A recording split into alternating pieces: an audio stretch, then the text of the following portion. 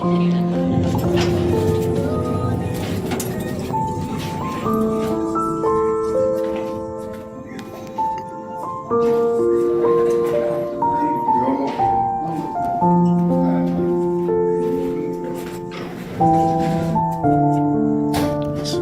kota Bandung pagi ini.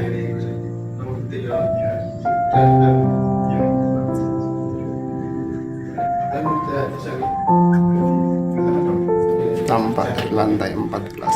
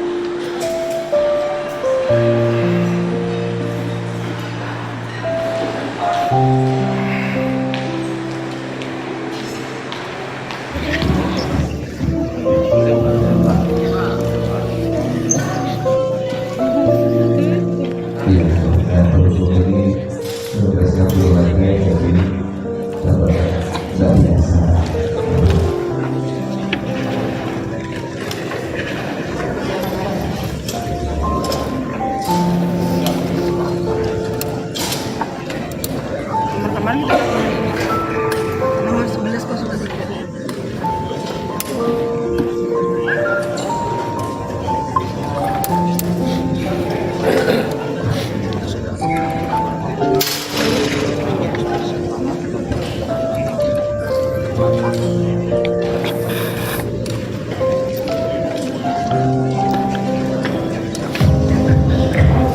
Salah satu program prioritas pemerintah berfokus pada pembangunan SDM yang terampil, menguasai pengetahuan dan teknologi, serta membangun kawan-kawan global untuk bekerjasama dengan pemerintah. Presiden Jokowi memberikan akomodasi dengan sejumlah program kepada kementerian dan tenaga kerja. Lebih memberikan perjalanan untuk pertumbuhan produktivitas dan berkelanjutan dengan melalui arah komunitas dan sinergitas antara pemerintah dengan organisasi kemasyarakatan, lembaga pengembangan pemerintah dan sertifikat tinggi. BKK Komunitas diharapkan bisa memberi kontribusi dalam perluasan keselamatan dan keterampilan kerja bagi masyarakat informasi. Upaya pembangunan telah dilaksanakan masih oleh pemerintah sejak tahun 2017, 60, 2018, 2019, 2020, 988 ribu, 2020, 380 hingga tahun 2022 perhatikan 3.350. Baik, selamat datang Bapak Ibu. Selamat datang Bapak Ibu dari saya di Bogor Infrastruktur Indonesia. Silakan komisi baku yang terlebih dahulu, karena biasanya lebih cepat lagi dapat tertutup. Silakan untuk jangan lupa yang belum absen nanti setelah pembukaan kita ada sesi coffee break, bisa absen di situ. Dan untuk Bapak Ibu yang masih berada di luar, silakan diisi terlebih dahulu. Saya mohon Bapak yang di belakang maju aja Pak, takut ganggu kamera nanti Pak. Ini banyak ada Bapak Ibu yang ikut Zoom juga yang akan mengikuti acara ini. Ini apa baiknya kita penuhi di depan dulu.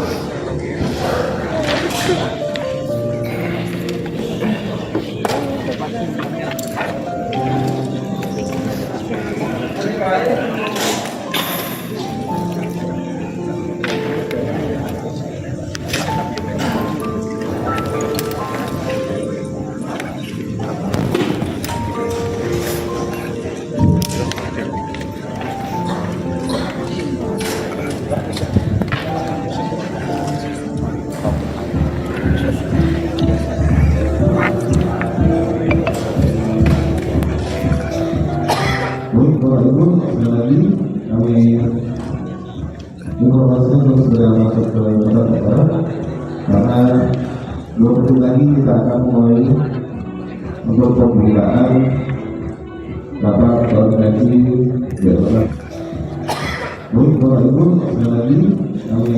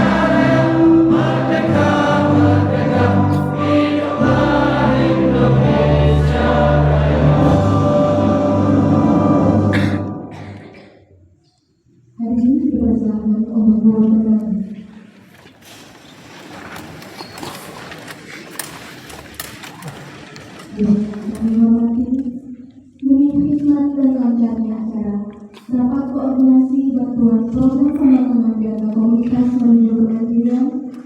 Acara selanjutnya yaitu pembacaan doa yang akan dipimpin oleh Saudara Muhammad Imam Al-Ghifari. Kepada beliau kami persilakan.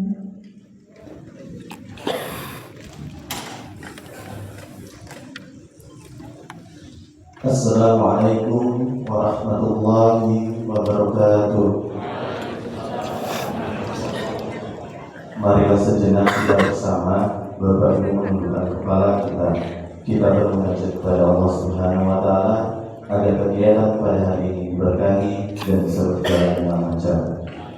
Bagi yang beragama Islam akan saya pimpin, bagi yang non-Muslim mohon menyesuaikan. A'udzubillahi minasyaitonir rajim. Bismillahirrahmanirrahim. Alhamdulillahirabbil alamin, hamdan syakirin, hamdan na'imin, hamdan yafini wa yukafi mazida. Ya Rabbana lakal hamdu kama yanbaghi li jalali wal azimi sultanik. Allahumma shalli ala sayyidina Muhammad wa ala ali sayyidina Muhammad. Ya Allah, ya Tuhan kami, pada hari yang penuh barokah ini kami semua dapat berkumpul di tempat yang berbahagia ini dalam rangka Kaubilta Komunitas Kementerian Ketenagakerjaan Republik Indonesia. Ya Allah, ya Tuhan kami, Engkaulah yang Maha Kuasa. Karena itu kami mohon kehadiran-Mu, ya Allah. Berikanlah hidayah-Mu kepada kami semua agar kami mampu mengambil keputusan yang terbaik dalam acara ini guna kemaslahatan umat manusia. Ya Allah, ya Tuhan kami, ampunilah segala dosa-dosa kami, dosa kedua orang tua kami, dosa para pemimpin kami, serta sayangilah mereka sebagaimana Engkau mengasihi para Rasul-Mu. Ya Allah, ya Tuhan kami, hanya Engkaulah yang Maha Pengampun, maka kabulkanlah ya Allah doa kami. Rabbana hab lana min azwajina wa dzurriyyatina qurrata a'yun waj'alna lil muttaqina imama. Allahumma inna nas'aluka salamatan fid din wa 'afiyatan fil jasad wa ziyadatan fil 'ilmi wa barakatan fil rizqi wa tawbatan qabla al-maut wa rahmatan indal maut wa maghfiratan ba'dal maut. Rabbana atina fid dunya hasanah wa fil akhirati hasanah wa qina adzabannar. Wa sallallahu ala sayyidina Muhammad wa ala ali sayyidina Muhammad. Subhanaka rabbil izzati amma yasifun Wassalamu ala mursalin walhamdulillahi rabbil alamin. Terima kasih. Assalamualaikum warahmatullahi wabarakatuh.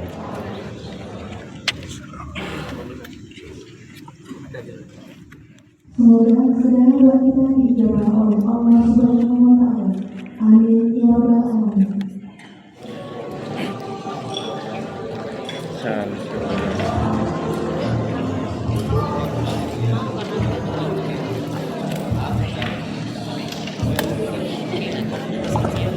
Mas moderator karena masih muda dan ganteng. Ini Mas Koko. Salah satu koordinator di Direktorat oleh Melakfo. Mas Koko ya, Mas Koko. Oke, kita mulai. Assalamualaikum warahmatullahi wabarakatuh. Salam sejahtera untuk kita semua. Selamat malam. Tentunya juga salam sehat. Karena kalau tidak sehat tidak mungkin kita ada di sini Bapak Ibu semua. Tentunya pertama-tama marilah kita panjatkan puji syukur kepada Allah Subhanahu wa Ta'ala, Tuhan yang Maha Kuasa, karena berkat rahmat dan karunia-Nya kita masih diberikan kesehatan lahir dan batin, sehingga kita bisa datang untuk bersilaturahmi, kita berdiskusi terkait bantuan pembangunan balai latihan kerja komunitas. Jadi Bapak Ibu semua, sebelum saya lanjutkan, tadi Mas Moderator sudah menyampaikan, memperkenalkan bahwasanya nama saya bisa Bapak Ibu baca. Alhamdulillah saya sudah berhaji ya, alhamdulillah. Berkat doa Bapak Ibu semua baru belum kenal, tapi sesama muslim harus saling mendoakan. Jadi saya Dulu Setiadi. Jadi kalau ditanya Pak Dulu aslinya dari mana? Saya itu campuran Jawa dan Sunda. Saya buktikan orang Sunda, tapi saya tegas dengan orang Jawa. Tapi orang Indonesia semua tegas-tegas ya untuk kebaikan. Nah, kebetulan jabatan saya saat ini sebagai Inspektur 4 Inspektorat Jenderal Kementerian Ketenagakerjaan. Mungkin Bapak Ibu sudah tahu tugas pokok dan fungsi dari Inspektorat Jenderal. Jadi Inspektorat Jenderal itu adalah aparat pengawas internal pemerintah pada Kementerian Ketenagakerjaan. Jadi Bapak Ibu semua yang hadir pada hari ini, tadi saya sudah dengar dari Pak Koko, ada yang dari Lampung, dari Malang, dari Bengkulu ya, ada juga ya, dan yang lain-lain lah, provinsi yang lain. Tentunya Bapak Ibu yang mewakili atau mungkin sebagai pengurus langsung dari yayasan yang mendapat bantuan Balai Latihan Kerja Komunitas. Ada nggak di sini yang hadir yang tidak mendapat bantuan BLKK? Nggak ada ya Bapak Ibu ya? Kalau nggak dapat nggak mungkin dibutuhkan di sini, Pak Moderator. Gitu. Jadi Bapak Ibu biar nggak ngantuk, kita santai saja, serius tapi santai. Nanti kita diskusi, ya diskusi ada banyak hal yang akan saya sampaikan kepada Bapak Ibu semua. Jadi saya lanjutkan, Inspektorat Jenderal itu adalah melakukan pengawasan internal terkait tata kelola keuangan dari APBN yang dikelola oleh Kementerian Ketenagakerjaan. Nah, Bapak Ibu semua mendapat bantuan pembangunan Balai Latihan Kerja Komunitas. Oleh karena itu kami Inspektorat Jenderal ditugaskan oleh Menteri untuk mengawasi terkait tata kelola dana bantuan yang diterima Bapak Ibu. Jadi boleh Pak Ustadz, gimana Pak Ustadz? Ada mic? Ada mic kan? Nggak Pak pakai mic. Ini udah malam ya dari 2. ya dilatih menjadi tahu. Kalau upgrade kan peningkatan kemampuan. Yang tadinya kemampuannya 5, di upgrade jadi 7. Nah gitu Bapak Ibu. Dan nanti itu juga itu salah satu paket bantuan dari Balai Latihan. Jadi yang berapa tadi Bapak Ibu bantuannya?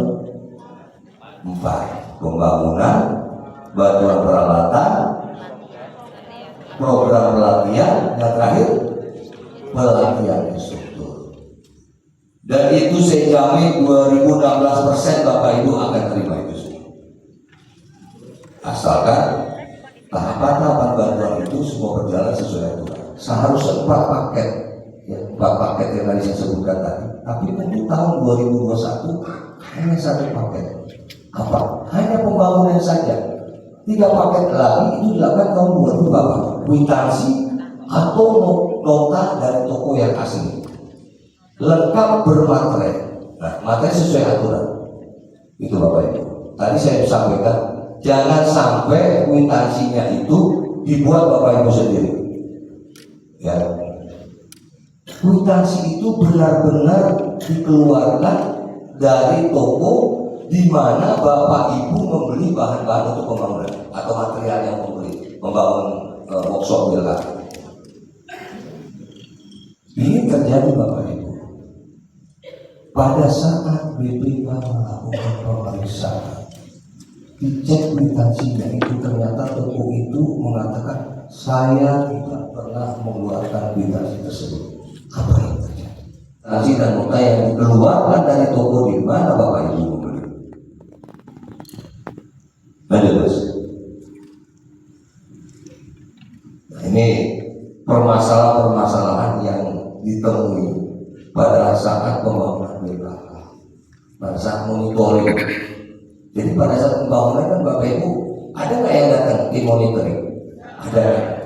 Nah ini pada saat monitoring ada beberapa hal yang disoroti. Nah mudah-mudahan ini bisa diperbaiki oleh Bapak Ibu kalau ada, termasuk yang saya paparkan di sini, yang terkait dengan mirroring ini ya, tertukarnya tata letak bangunan yang tidak sesuai jenis antara sisi kanan dan sisi kiri ataupun sebaliknya. Paham nggak masih Bapak Ibu? Yang seharusnya di kiri Bapak Ibu lakukan, harus kanan jadi kiri. Makanya tadi saya sampaikan, tolong juknis yang ada dan gambar desainnya, ada gambar desain terkait bentuk dari workshop tersebut. Udah plot itu aja ditiru, nggak usah macam-macam diukir-ukir. Ya, kalau pusing sendiri, udah itu ikutin aja. Ya, Bapak Ibu ya. Ya, udah, biar kalian lagi kan kita bikin ini Mas Koko ya. Padahal juknisnya sudah jelas, gambarnya sudah jelas. Karena kita ingin lebih indah, kita karang-karang ya. Ini kayaknya bagusnya di kiri nih, bukan di kanan nih. Betul kan? Kayaknya dilihat lebih indah. Ya menurut Bapak Ibu indah, tapi berdasar aturan nggak indah. Dampaknya ya itu nanti pembangunan tidak sesuai desain, tidak sesuai juknis, bisa jadi pembangunan itu Bapak Ibu. Udahlah, gambarnya itu pokoknya itu. Kalau orang Jawa tulis pasrah bongkongan itu gambarnya hilang. Ya, udah contoh itu. Jelas kan Mas Koko gambar? Itu aja tuh. Ya, yang kedua, kesalahan dalam pemilihan lahan BLKK. Lahan yang dibangun kurang layak seperti daerah irigasi dan perabotan bencana.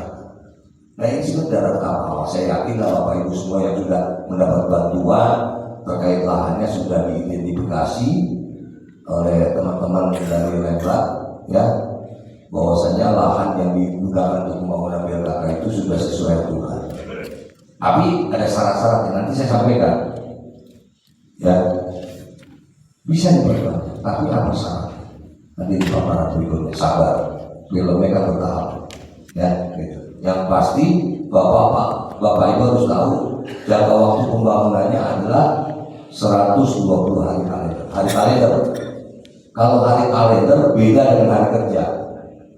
Bedanya apa? Kalau hari kalender mau tanggal merah, ya 1 minggu itu. Jadi Bapak Ibu ya. Kalau tanggal kerja, kalau kami PNS 5 hari kerja, Senin sampai Jumat. Tapi kalau ada hari kalender 1 minggu juga gitu. Itu namanya hari kalender. Dan juga terdapat 4 BLKK yang menggunakan kita tadi sudah saya sampaikan, dan pembangunan untuk tahun 2022 ya, kita nggak bahas itu ya, itu lain urusannya, biar mereka saja. Kenapa sampai mengundurkan diri? Pertama permasalahannya adalah kurang profesionalnya tukang atau pekerja. Nah ini, Bapak Ibu carilah tukang yang benar-benar berpengalaman, jangan tukang baru belajar. Nanti pusing sendiri Bapak Ibu. Kalau tukang yang sudah pengalaman dia lihat gambar desain yang ada di juknis dia paham. Tapi kalau tukangnya baru belajar dia meraba-raba. Tadi yang di awal harus ada tangan di kanan dan kiri kanan, karena tukangnya belum profesional.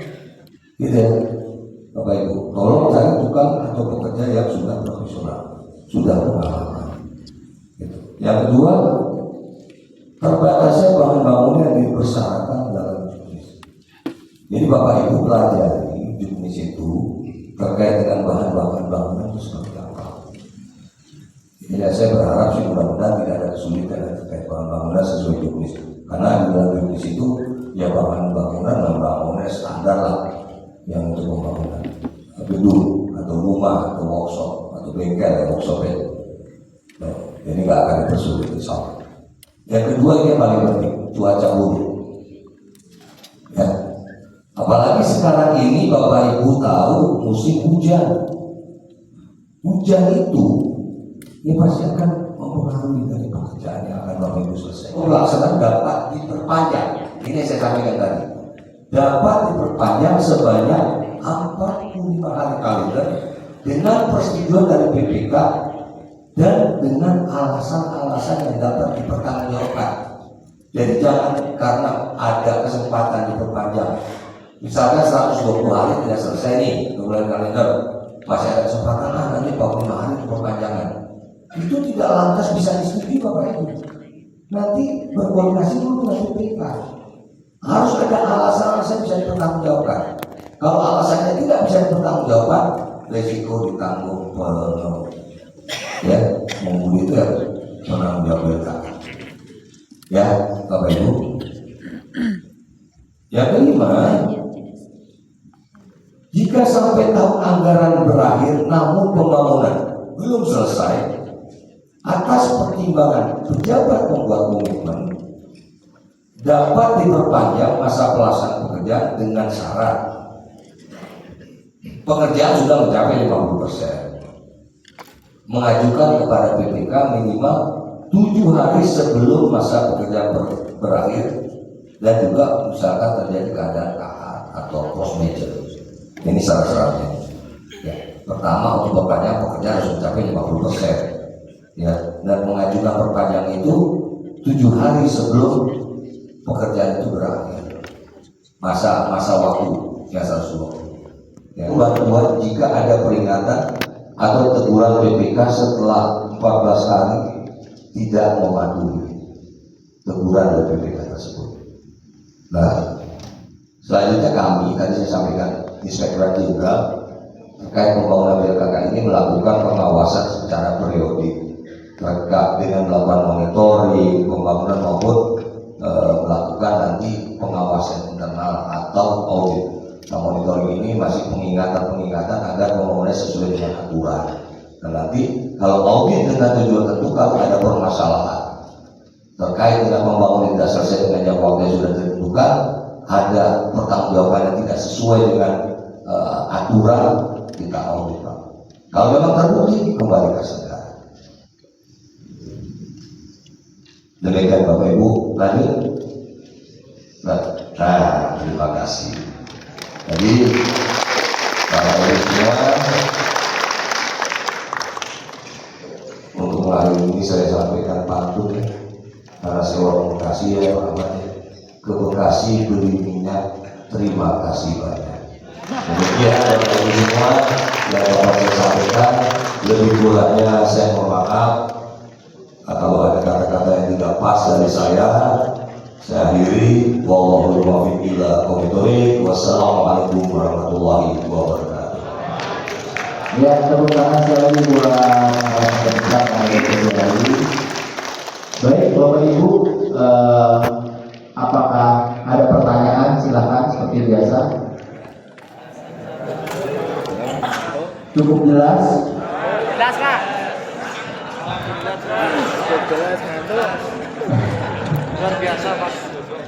Oke, jadi seperti pada sesi 1, 2, 3, 4 sampai ke 5 ini bahwa memang tidak bosan-bosannya Kemenaker itu memberikan satu guidance atau panduan kepada Bapak Ibu dengan berbagai macam pertemuan-pertemuan seperti rakor dan sebagainya. Nanti di binaan Bapak Ibu pun juga pasti akan Bapak Ibu akan mengalami hal yang sama. Izin memperkenalkan nama saya Diana Dianto dari Subdit Perizinan dan Akreditasi Direktorat Kelembagaan Pelatihan Advokasi. Saya akan menyampaikan sedikit tentang perizinan untuk lembaga pelatihan. Lembaga pelatihan itu terdiri dari 3 menurut Undang-Undang Nomor 11 Tahun 2020 Undang-Undang Cipta Kerja. Mungkin di slide selanjutnya Pak. Oke, di sini dengan metode Omnibus Law ada 79 undang-undang direvisi sekaligus hanya dengan Undang-Undang 1 Undang-Undang Cipta Kerja. Di sini menjadi 11 klaster terkait dengan perizinan berusaha ada 3 poin. Yang pertama perizinan berusaha, hubungan operasi dan UMKM, dan kemudahan berusaha. Jadi kita lebih ke perizinan berusaha. Nah, peraturan turunan Undang-Undang Cipta Kerja di sini dasar kami adalah yang pertama Undang-Undang Cipta Kerja dan turunannya ada di PP 5 tahun 2021 tentang penyelenggaraan perizinan berusaha berbasis resiko. Dan PP 6 tahun 2021 mungkin di slide selanjutnya Pak, biar teman-teman bisa tahu. Tahun 2021 tentang penyelenggaraan perizinan berusaha di daerah. Jadi dasar kami PP 5 tahun 2021 dan PP 6 tahun 2021. Adapun nanti kita beririsan dengan kementerian lain itu terkait dengan penyelenggaraan perizinan berbasis resiko ada di PP 21 tahun 2021 tentang penyelenggaraan penataan tata ruang dan PP nomor 22 penyelenggaraan perlindungan dan pengelolaan lingkungan hidup. Di sini dasar ketika kita mau melakukan perizinan berusaha, di situ nanti karena lembaga pelatihan itu terbagi ada 3, lembaga pelatihan pemerintah, perusahaan dan swasta. Nah, untuk teman-teman BKK kemarin sudah dikeluarkan melalui Kemenaker 6 itu lembaga pelatihan swasta. Berarti kita harus memasuki regulasi baru. Jadi teman-teman dari BKK ketika membuat izin itu nanti ada persyaratannya untuk membuat. Persyaratan membuatnya di situ ada NIB dan sertifikat standar. Salah satunya poin di sertifikat standar ketika kita mau menerbitkan itu harus atau ada beririsan dengan kementerian lain. Misalkan di PP 21 itu tentang lingkungan. Nanti kita harus buka.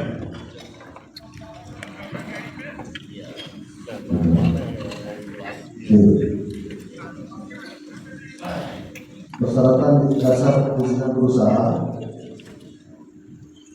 ini nextnya.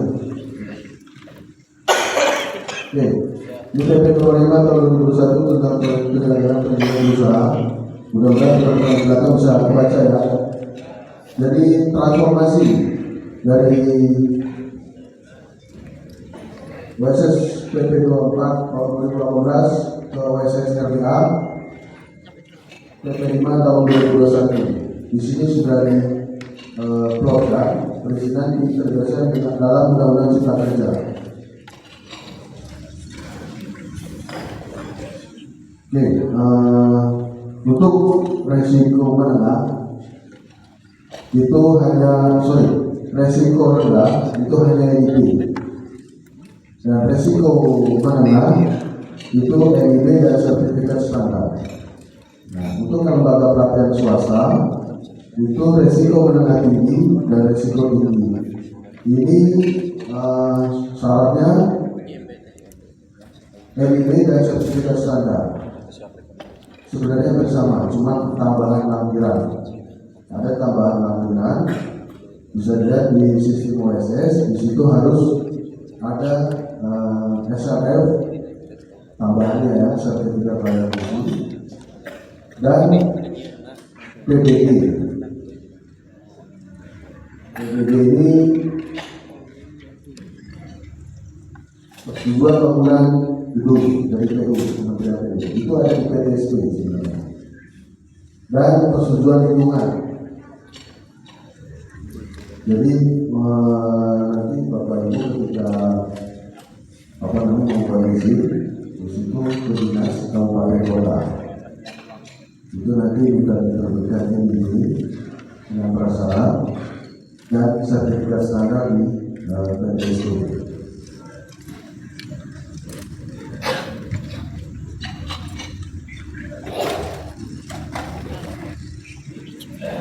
Next ya. Next lagi. Di sini ya. Sama. Ini kita termasuk dari Kementerian Tenaga Kerja yang menyusun kenapa lembaga pelatihan swasta itu masuknya itu resiko menengah tinggi dan tinggi. Nah, itu lagi kami susun terkait dengan resiko-resikonya. Karena kami punya standar, 8 standar itu kerangka mutu pelatihan Indonesia itu harus diterapkan, dan ketika berhubungan dengan web atau berbuku di situ ada pada SMK 3, jadi agak tinggi juga. Kenapa kita masuknya lembaga pelatihan swasta itu tinggi? Nah, kita lagi diskusi terkait KPI. Ini tambahan KPI-nya dari kementerian, mungkin bisa lanjut atau next slide-nya. Oke, ini alur penerbitan perizinan usaha. Jadi pelaku usaha melakukan permohonan perizinan usaha melalui OSS. Sebelum OSS kita sudah punya ini dulu. Dan dari OSS nanti keluar notifikasi permohonan kepada penerbit perizinan usaha untuk melengkapi persyaratannya, dan verifikasi pemenuhan persyaratan oleh penerbit perizinan berusaha. Ini di BSS nanti yang melakukan atau menjawab. Apabila Bapak Ibu sudah memenuhi persyaratan, itu nanti tinggal tunggu atau ada jawaban dari BSS. BSS ini punyanya Kementerian Invest, di bawahnya BKPM. Dia yang membuat sistem OSS, dan kita sifatnya bekerja sama karena seluruh kementerian lembaga yang ada pelatihannya itu di bawah atau dikoordinir oleh Kementerian Investasi. Makanya dia buat sistem melalui sistem OSS. Jadi nanti sistem dari Kementerian Investasi menerbitkan sertifikat standar. Ini apabila disetujui, berarti nanti sistem OSS langsung menerbitkan perizinan usaha, keluarlah sertifikat standar. Apabila kurang lengkap, nanti langsung dijawab.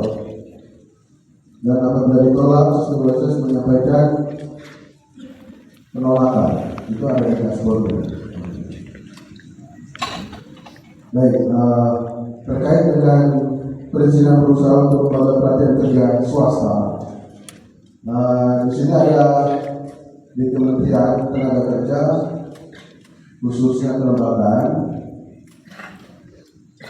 ada 8 KPI, lembaga pelatihan kerja swasta di bawah Kementerian Tenaga Kerja. Jadi Bapak Ibu,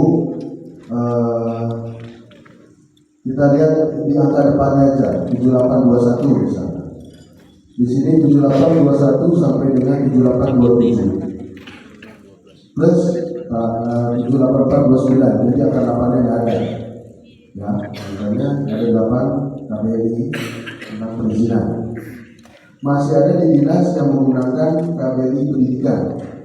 Jadi antara pendidikan dan pelatihan sudah dipisah.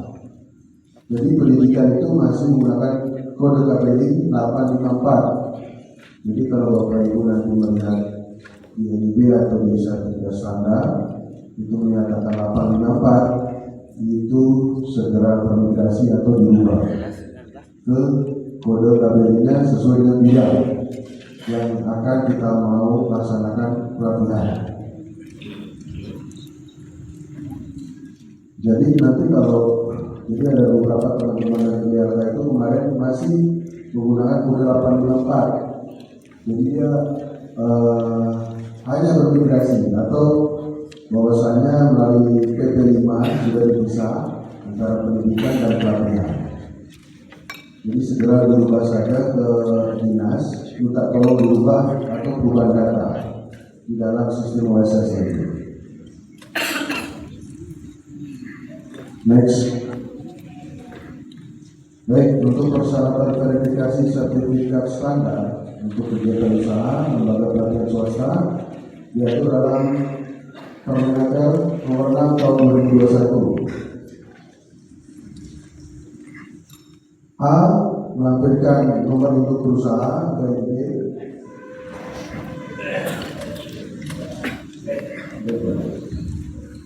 Yang B. Melampirkan identitas dan daftar riwayat hidup penanggung jawab untuk pelatihan kerja. Saya rasa ini baru tahu semua ya. C. Melampirkan data bukti kepemilikan atau sewa atau sarana dan prasarana usaha pelatihan kerja.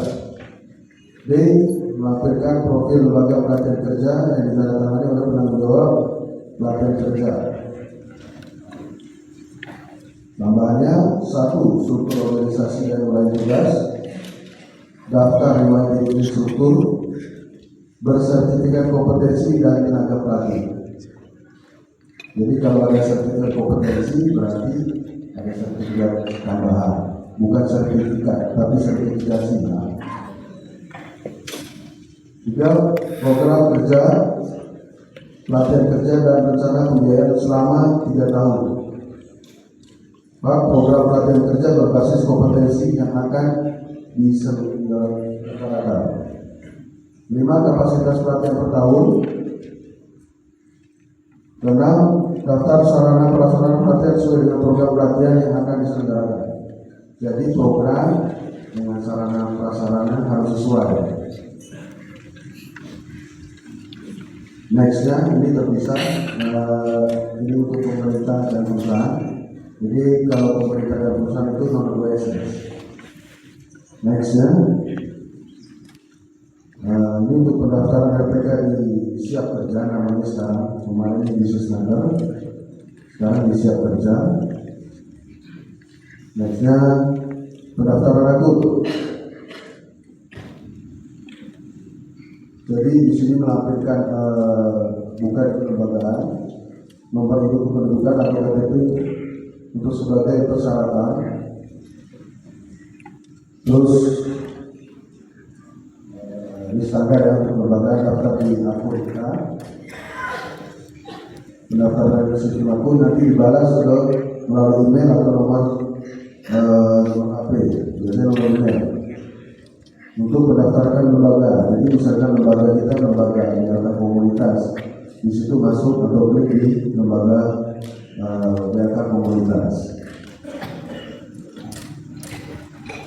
Nextnya, daftarkan lembaga melalui siap kerja namanya, di situ masih di Sisnaker dengan melengkapi profil lembaga, program pelatihan, sarana dan prasarana. Jadi nanti ketika timbul PIN, Bapak Ibu lembaganya sudah punya PIN-nya,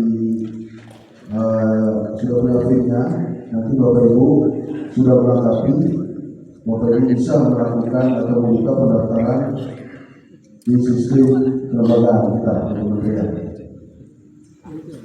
Pastikan semua data terisi lengkap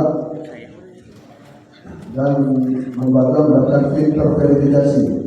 Jadi ketika terverifikasi kita mengecek ulang. Mengecek ulang itu persyaratannya itu sudah dilengkapi atau belum. Contoh, misalkan program pelatihan dengan sarana prasarana itu sesuai atau enggak. Ketika tidak ada kesesuaian, kita sebagai tim verifikasi itu bisa menolak atau membuat pesan di dashboard supaya memperbaiki. Salah satu contohnya seperti itu. Terus misalkan antara program dengan instrukturnya berbeda. Jadi instrukturnya misalkan tata boga, programnya tata busana misalnya. Nah itu ketika sesuai, kita selaku tim verifikasi bisa menolak itu untuk memperbaiki. Nanti kita kirim pesan di dashboard.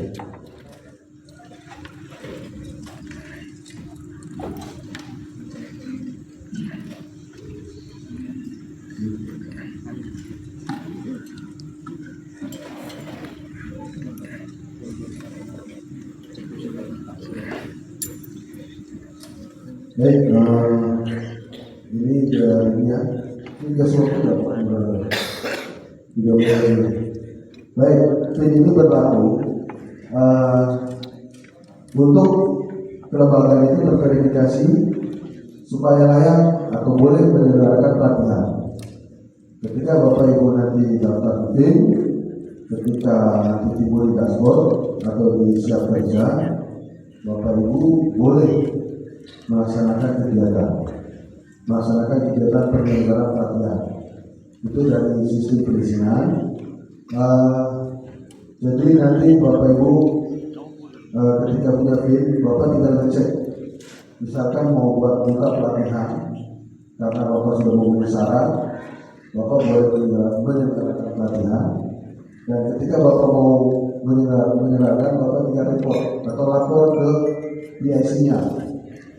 PIC-nya itu misalkan Bapak Ibu ada di Bandung. Nah, ketika mau buka, Bapak report bahwasanya kita siap penyelenggaraan pelatihan. Di situ ada durasinya, pendaftarannya, terus penyelenggaraannya, selesai bulan apa. Nah itu bisa direport ke PIC untuk dibuka. Untuk dibuka pelatihan dari tanggal A, misalkan tanggal 1 sampai tanggal 10 untuk pendaftaran, penyelenggaraannya nanti tanggal 10 sampai tanggal 20 misalkan, itu bisa. Nanti report ke PIC untuk penyelenggaraan pelatihan. Jadi PIN ini berlaku untuk semua lembaga. Nanti lembaga swasta, yang kakak termasuk swasta dan perusahaan atau pemerintah. Karena kita tinggal mengecek aja kesesuaian lembaga tersebut atau tidak. Mungkin dari kami dari perizinan,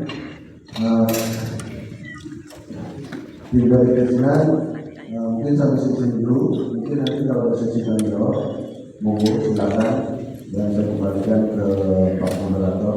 Terima kasih. Assalamualaikum warahmatullahi wabarakatuh. Ya, mari kita dimulai untuk tahlilan. Baik, karena waktu juga silakan materi kedua Bapak Bayu dari program kajian. Waktu dan Pak.